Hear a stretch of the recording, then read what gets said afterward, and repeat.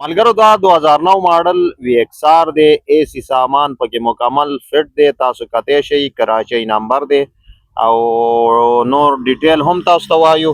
خو پیله ودن دا کنډیشن تاسو ته وښایو. ماشاءالله ښه کنډیشن کې دی، گزاره حال کنډیشن دی. ولې دا ماډل گاډي په داسې کنډیشن کې کم تیره ملاویږي، یعنی د کور دپاره چې کوم دی ساتل شوی گاډی دی. صرف ډیګۍ کې چې کوم دی رنګ شته دی او باقی صفا حالاتو کې دا وګورئ. ښه بعضې ملګري د دې ځای نه ښه اندازه لګولی شئ تاسو. انجن هم تاسو ته ښایو، دغه انجن دی. د انجن نه پسې پاس دغه چې کوم دی بانټ دی، تاسو کتی شئ. بیټري هم دغه حالات دی او دغه چې کوم دی دا چیسس نمبر تاسو چیسس پتری تاسو کتی شئ او ورسره چې کوم دی دې ځای نه هم اندازه لګولی شئ. د ګاډي چې کوم تجربه کار خلک وي هغه د ګاډي دې ځایونو ته اکثر ګوري، داسې ځای ته ګوري. بل دا ځای وګورئ، دا دا وګورئ. ښه د رابطې نمبر به تاسو ته موږ ښایو په سکرین باندې، په پاس لیکلی وي په ټایټل کې.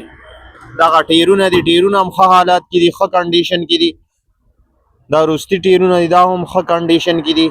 د اے سی سامان پکې مکمل شته دی. دا روستو ډیګۍ ده، دا هم تاسو کتی شئ باقاعده.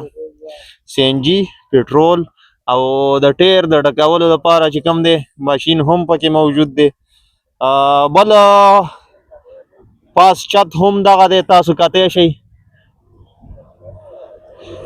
چت نه علاوه دغه خپل دغه ځای کې معمولي خیر هوایي فایرنګ سره چې کوم دی دا په ګولۍ لګېدلی دی، خو سوری نه دی مکمل. ښه نو کوم ملګري چې غواړي چې دا ګاډی حاصل کړي، تاسو ته به نمبر پاس په ټایټل کې وي، تاسو ته به ښایو.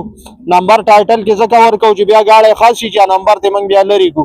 دې د وجې نه به نمبر په ټایټل کې وي او دغه کنډیشن دی د ګاډي. کوم ملګري چې غواړي چې دا حاصل کړي رابطه کولی شئ. ډېره مننه.